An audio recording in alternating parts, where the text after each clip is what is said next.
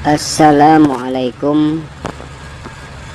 Akhirnya Bawaslu menurunkan baliho Prabowo Gibran yang dipasang di Landmark Batam.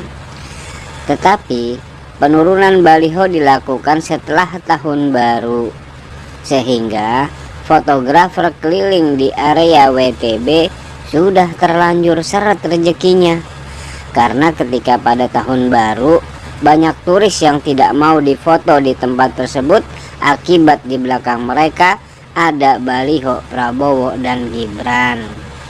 Mungkin kalau cuma foto Prabowo masih banyak yang memaklumi, tetapi begitu berdampingan dengan Gibran, orang langsung berubah psikologinya karena the chemistry doesn't mix. Tetapi tim Prabowo mungkin menganggap ya dipaksa saja terus-menerus, nanti lama-lama juga suka. Apapun keadaannya, sudah menjadi semacam diktum bahwa yang menginginkan perubahan adalah mereka yang memungkinkan politik itu dihela lebih cepat ke depan.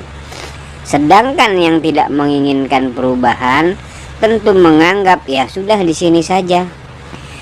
Fotografer selalu menunggu momentum, dan kali ini ada momentum akhir tahun sehingga mereka berharap mendapat pelanggan lebih banyak.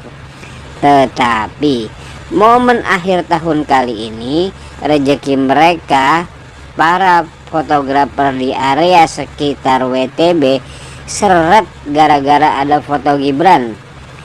Ironis memang, orang malas berfoto di WTB karena ada fotonya Gibran. Padahal selama ini Gibran diharapkan bisa menggait pemilih muda yang jumlahnya sangat besar, di atas 50%. Jumlah ini menjadi pasar perebutan yang besar. Jadi pada pemilu kali ini bukan lagi pemilih warga di pedesaan yang diperebutkan, tetapi justru pemilih muda. Tetapi sepertinya Gibran tidak bisa masuk lagi di situ. Kelihatannya sudah final. Pemilih muda yang terdidik pasti lebih mendengar ketua BEM UI, ketua BEM UGM, atau ketua BEM UNS daripada mendengar kampanye yang ada kehadiran Gibran.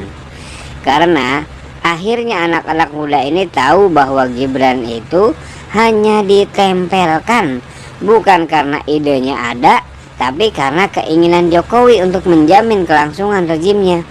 Ujar Rocky Gerung dalam diskusi di kanal YouTube Rocky Gerung Official edisi Senin tanggal 1 Januari 2024. Sebaliknya, lanjut Rocky, diskusi-diskusi yang dilakukan oleh Anies jauh lebih menarik, seperti yang dikemas dalam Desak Anies.